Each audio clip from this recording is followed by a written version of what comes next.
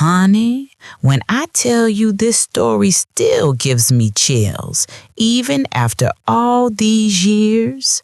Believe me when I say, some secrets got the power to break your bones without laying a hand on you.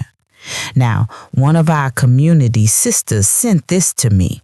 Said, Auntie Mae, please tell my story, 'cause I can't carry it no more. So I'ma tell it like she told me, word for word, with my own little touch. Her name was Evelyn, 62 years old, sweet woman, polite, church-going, lived a whole life for her family. She had a husband, Henry, a retired army man, and a son, Marcus, who followed his daddy's footsteps and became a soldier too. Marcus was stationed overseas, somewhere he could only call once a week if the signal was right. So Evelyn lived back home with her daughter-in-law, Tasha, and her 7-year-old grandson, little Caleb. Now, Evelyn told me, Auntie Mae, I wasn't in the best of health lately. My sugar been high, my pressure been higher, and I was in and out of the hospital more times than I could count. She spent 3 weeks admitted, hooked to IVs and machines that beep louder than her heartbeat. Her husband Henry came to visit every few days, never stayed long, just said, "You rest up now," and left before visiting hours even ended. She thought nothing of it. After 40 years of marriage, you stop reading between the lines. You just trust. When she finally came home, Tasha helped her around the house, sweet, respectful, always calling her Mama Evelyn. And that little boy Caleb, he was her sunshine. Every morning he'd jump on her bed, kiss her on the cheek and say, "You smell like pancakes, Grandma." She'd laugh and call him my little soldier. But that afternoon, that one quiet afternoon, something in that child's voice changed her life forever. She was babysitting him while Tasha went to the grocery store. They were sitting in the living room watching cartoons. Sunlight was coming through the curtains, soft and warm. Evelyn said Caleb was drawing pictures on the floor, humming to himself when he suddenly stopped. He crawled into her lap real close and whispered, "Grandma, I got a secret." She smiled, thinking he was about to tell her about a broken toy or some schoolyard mischief. She said, "What secret, baby? If you tell me, I'll take you for a ride to the ice cream shop tomorrow." And that's when the world stopped spinning. He said, "When you was in the hospital, Grandpa kissed Mommy and he slept in our room." Evelyn froze. For a second, she couldn't breathe, thought she misheard. She said, "What you mean, baby?" And he repeated it word for word, innocent as can be. He said not to tell you, 'cause you might get sad. Her body went cold. She said it felt like all the blood drained out of her head. Her ears were ringing, her heart pounding so hard she thought she'd faint. She looked at her grandson's little face, them big brown eyes, and she knew he wasn't lying. Kids don't make up things like that. Not in that tone, not with that fear in their voice. She held him tight and said, "It's okay, baby. Grandma's not mad. You did good telling me." But inside, oh, she was burning. When Tasha came back from the store, Evelyn watched her, really watched her. How she smiled too fast, talked too sweet. How Henry avoided her eyes when he came home that night, pretending to check his phone at dinner. Evelyn didn't say a word, not a single one. But her mind started working like clockwork. Every little thing that didn't add up over the past months. Henry Sutton late-night walks, Tasha's long phone calls behind closed doors, the way they both acted when Marcus's name came up. It all clicked together like puzzle pieces from hell. That night, she couldn't sleep. She sat up in her chair, listening to the old grandfather clock tick, and whispered to herself, "Lord, if this is true, show me the truth. Don't let me die with lies around me." The next morning, she made breakfast like nothing happened. Grits, eggs, sausage, toast, the works. Everyone sat around the table, talking casual. But Evelyn, she had this calm in her eyes, a dangerous calm, the kind that comes right before a storm. She knew she couldn't just accuse them. Not yet. She wanted proof. So she played her role, the fragile old lady, harmless and soft. But behind that soft smile, she was watching every move, every glance, every whisper between them. And when the right moment came, she'd make sure they both felt the kind of pain that don't heal easy. Because Evelyn wasn't just a wife. She was a mother, and they had betrayed both. Now, baby, if pain had a sound, that night it would have been the tick-tock of that old grandfather clock in Evelyn's living room. She says she didn't sleep a wink, just sat there in the dark, listening to her heart thump in her chest, thinking over and over, what if my baby boy knew? What if Marcus ever found out what happened in this house while he was out there risking his life? She told me, Auntie Mae, I felt dirty in my own home. But see, Evelyn wasn't the kind of woman to break down easy. She'd been through hurricanes and heartbreak before, raised 3 kids, buried one, and built her life from nothing. So when she decided to find the truth, she meant every word of it. The next morning, she called her friend from church, Miss Laverne. Now, Miss Laverne wasn't just a praying woman. She was a praying and paying woman. She had connections all over town, including one fella who worked part-time at a small private investigation office. Evelyn said, Laverne, I need to know if my husband been going where he shouldn't.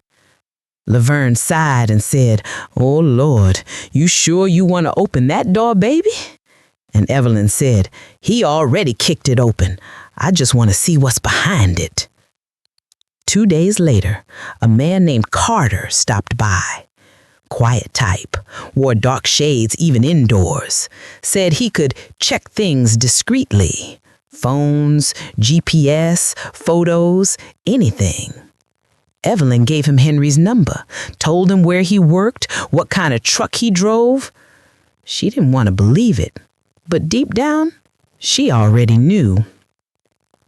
That same evening, she sat in her rocking chair, watching Henry and Tasha in the kitchen. They were laughing about something, too close, too easy. Henry brushed a crumb off Tasha's shoulder, and her hand lingered on his wrist a second too long. She smiled to herself. You think I don't see you? She whispered under her breath. Her hands trembled on her teacup, but her eyes stayed steady. When Henry went to bed, she crept to his phone.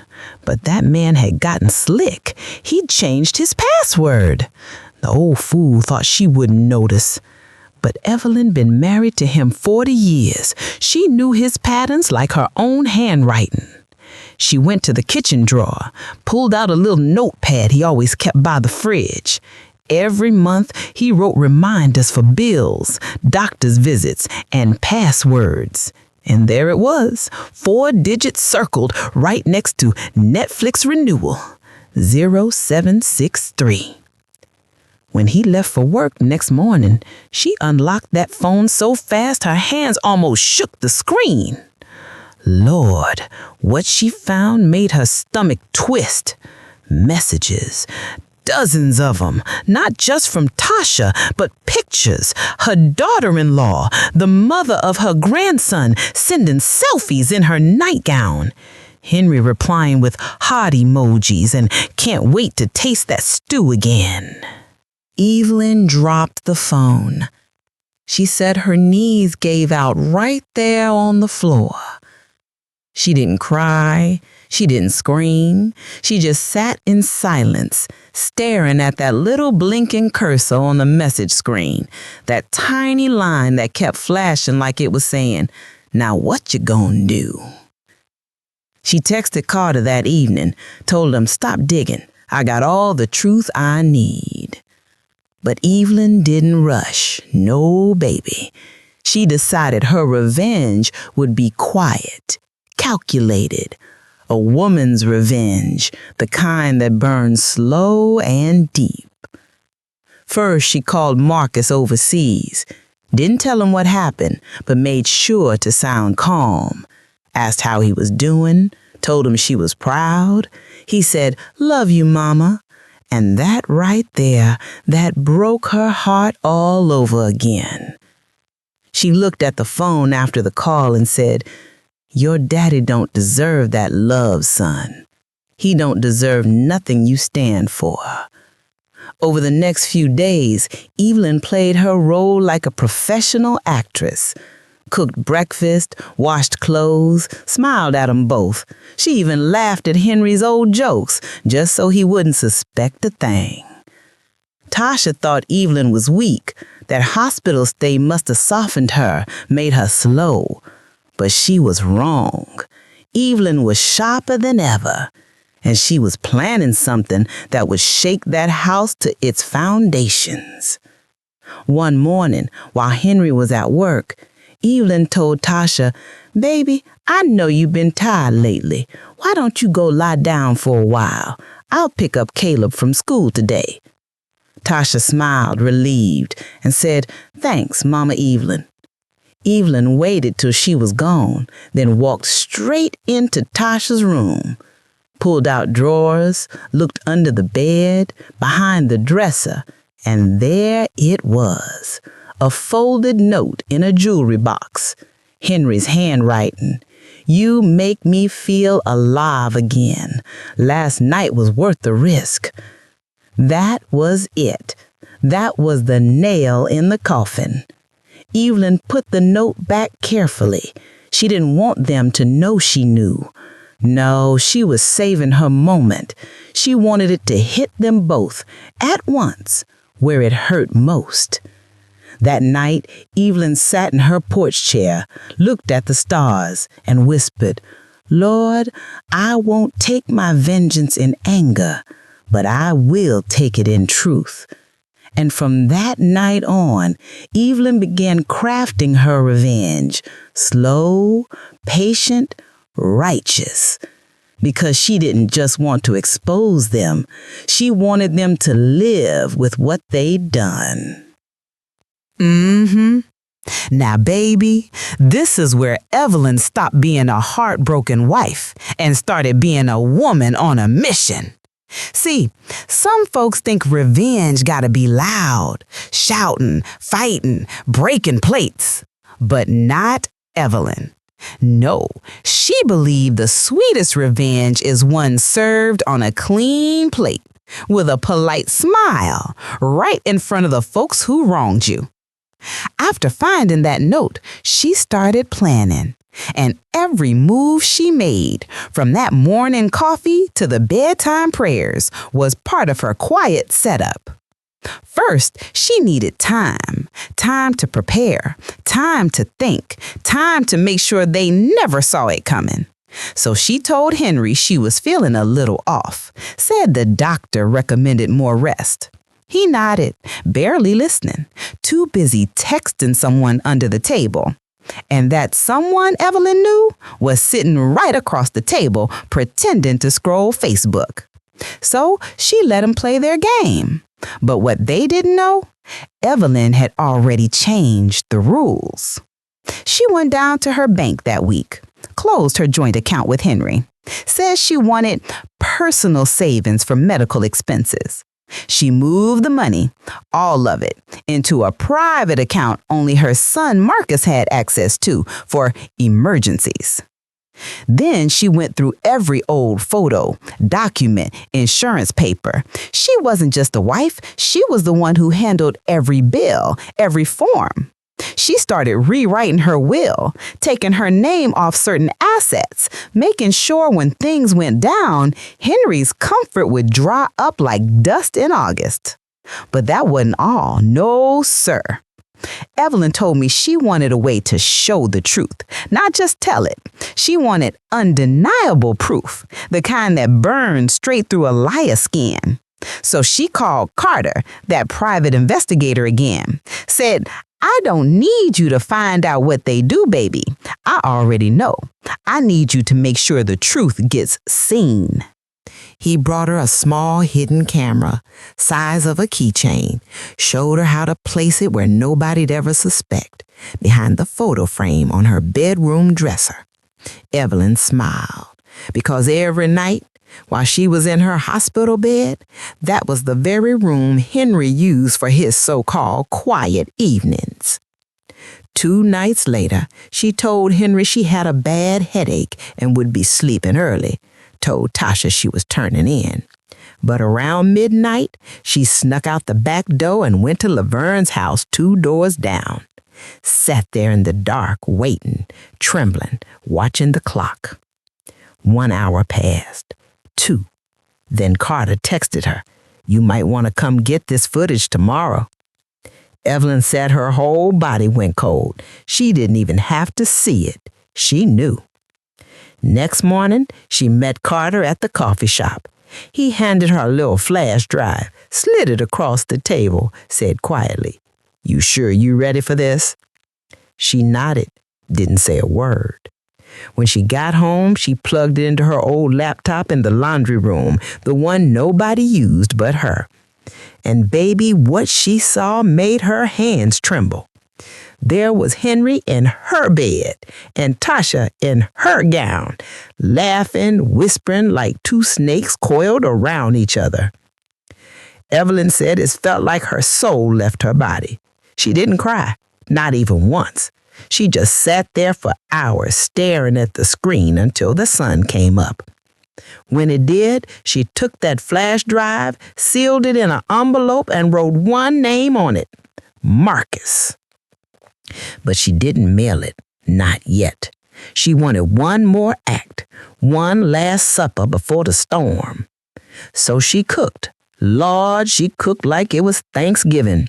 Fried chicken, macaroni, sweet yams, greens, cornbread, the whole spread. The house smelled like love, and that was the cruelest part. When Henry came home, he said, "Well, ain't this a surprise?" Evelyn smiled, sweet as sugar, and said, "Just wanted to have a nice family dinner." Tasha joined, nervous but pretending, keeping her eyes low. Caleb ran around giggling, bless his little heart, the only innocent soul in that room. Halfway through dinner, Evelyn lifted her glass and said, "Let's make a toast." They looked up smiling, thinking it was something sweet. She said softly, "To family and to truth." Then she turned to Henry and said, "Ain't that right, honey? Truth always finds its way home." The way his face changed, maybe, she said his fork stopped midair, and Tasha's hand started shaking. Evelyn smiled, set down her glass, and reached for a little white envelope beside her plate. She slid it across the table slow and said, "Henry, why don't you open that? I got something special for you." He hesitated, opened it, pulled out a single photo, a still frame printed from that footage, him and Tasha in her bed. The color drained from his face. Evelyn leaned back, folded her hands, and said, "I hope it was worth your vows." Tasha burst out crying, begging, "Mama Evelyn, please, I didn't mean." Evelyn cut her off. "Don't mama me, girl. You laid down with your husband's father. You buried your soul that night." Henry tried to speak, but Evelyn raised her hand. Save your breath. You gonna need it when Marcus sees what I got for him. Then she stood up, calm and tall, and said, Dinner's over. She walked out that house without looking back, checked into a little motel on the edge of town, quiet, peaceful, clean. Sat on that bed and whispered, I ain't done yet. Tomorrow they gonna feel the weight of every lie they told. Because, baby, the real revenge hadn't even started yet. Baby, when Evelyn walked out that house that night, she wasn't just leaving a home. She was leaving behind 40 years of loyalty, trust, and the illusion that love alone could save a marriage. She told me, Auntie Mae, when I stepped out that door, I felt lighter than air, like I'd just buried a ghost I'd been sleeping next to for decades. She sat alone in that small motel room, the flash drive in her purse like a beating heart. She could have sent it to her son right then, end it all with one email. But Evelyn was smart. She didn't want Marcus distracted overseas, losing focus while on duty. She wanted the truth to strike after he came home, so he could see it with his own eyes and make his own judgment. So she waited. And while she waited, she planned. The next morning, she went to see Pastor Reuben, an old family friend who'd known them since Marcus was a boy. Told him, Pastor, I need your help keeping something in the Lord's sight, 'cause I'm about to bring darkness into light. He prayed with her, said, Evelyn, vengeance is the Lord's. And she said, I know, Pastor, but sometimes the Lord uses our hands to do his work. Now, while Henry and Tasha thought she was cooling off somewhere, Evelyn was gathering witnesses quietly. She printed copies of the photo, put one in a sealed envelope for her lawyer, one for the pastor, one for herself, and one for Marcus. She made sure every document, every image was time-stamped, signed, and ready. Because lies can bend words, baby, but they can't bend proof. 2 weeks passed. Henry called, begged, left voicemails, the kind that start angry and end pitiful. Evelyn, we can talk about this. You misunderstood. I was weak. She never picked up. And Tasha? That girl stopped going to church, stopped answering neighbors' calls. Folks started whispering. You know how a small town is. Secrets spread faster than perfume. By the time Marcus called home, he could already sense something was off. Said, Mama, I've been trying to reach Daddy and Tasha. What's going on? Evelyn said calmly, Don't worry, baby. You just come home safe. I got something I need you to see when you get here. That was all she said. And Lord, when that man finally came home, 3 months later, Evelyn said it was like seeing a ghost walk through the door, strong, tall, in his uniform, but tired in the eyes. He hugged her tight and said, Mama, I missed you. And she said, I missed you too, son. Sit down. There's something I need to show you. Now, baby, this part right here, this was the hardest thing Evelyn ever had to do. 'Cause no mother wants to be the one to break her child's heart. She sat him down in that same kitchen where the betrayal had happened, the walls still echoing old laughter that didn't belong there anymore. She placed the laptop in front of him, plugged in that flash drive. Then she said softly, No matter what you see, just remember, your mama loves you.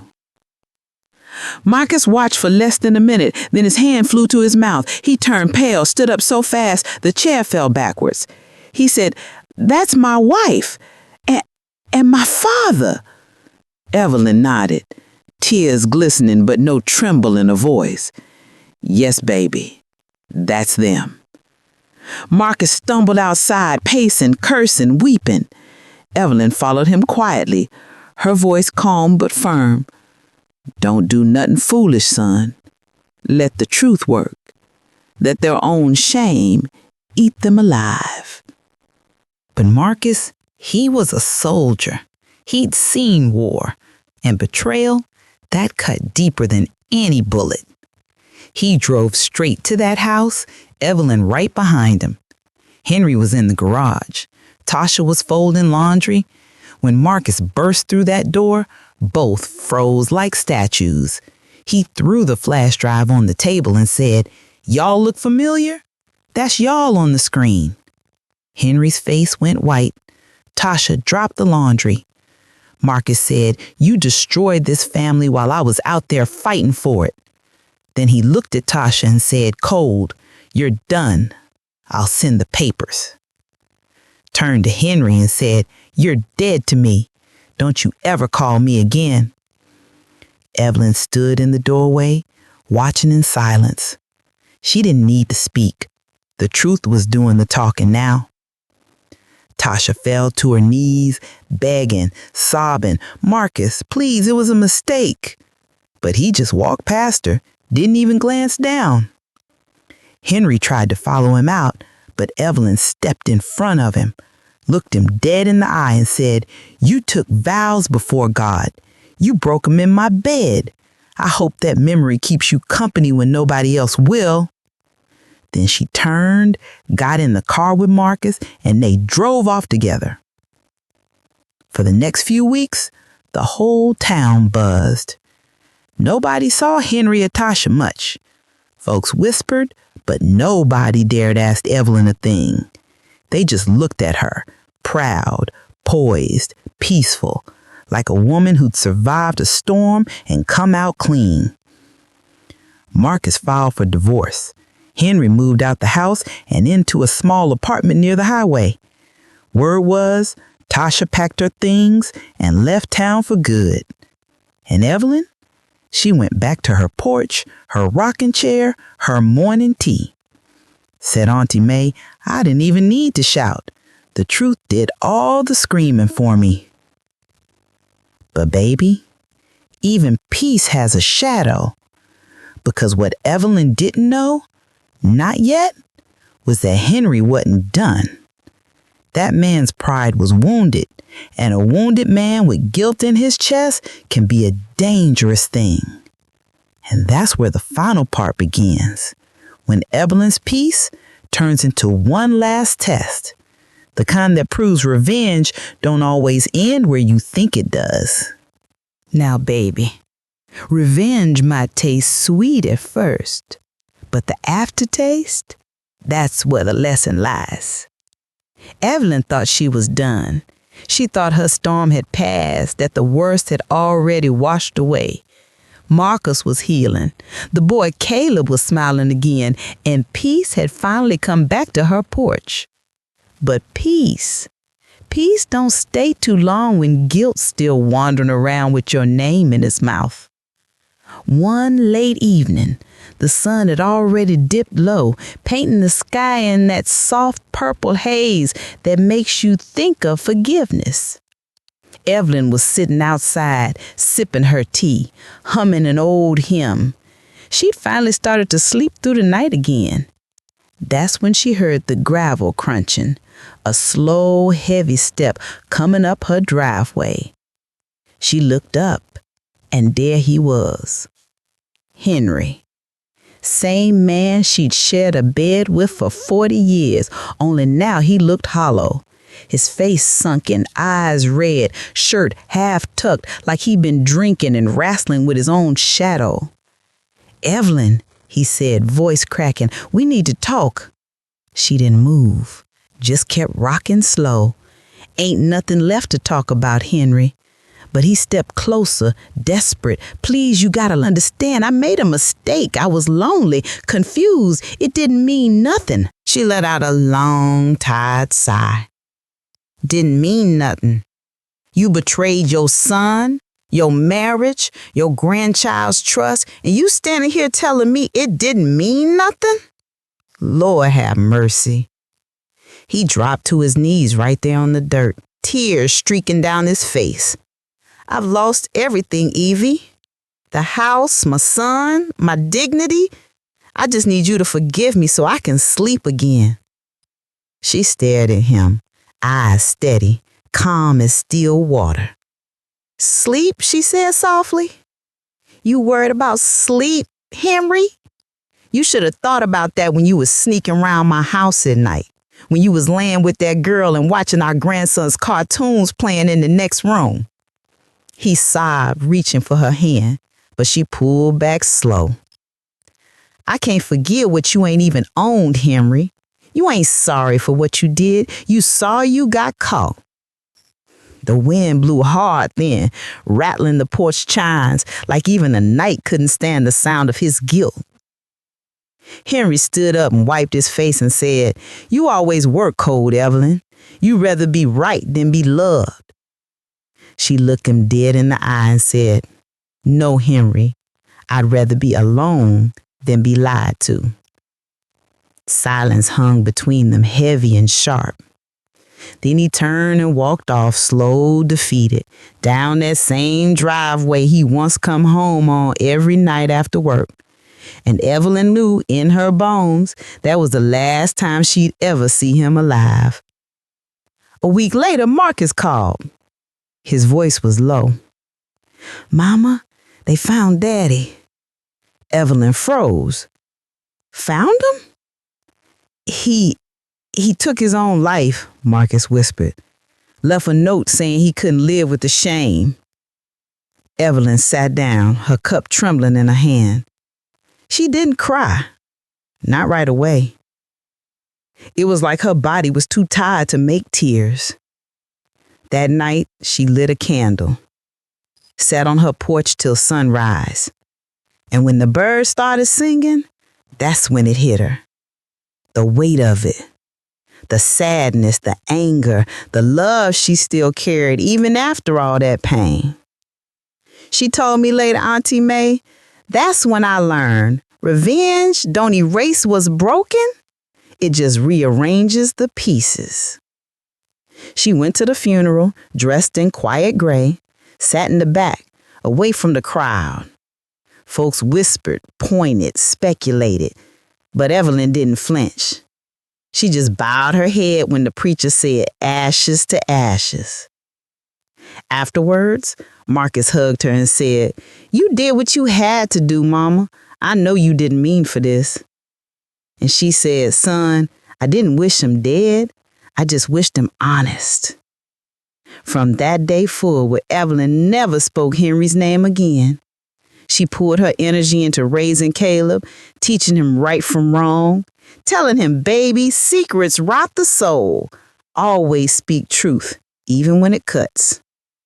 And every Sunday she sat in her usual pew at church, humming softly, never bitter, just wiser. Folks in town looked at her like she was made of stone, but those close enough knew better. They knew she was just a woman who'd been burned and rebuilt herself from the ashes. When she finished telling me her story, she looked out my window and said, "You know, Auntie Mae, people think revenge is about getting even, but really, it's about finally settling a debt with your own heart."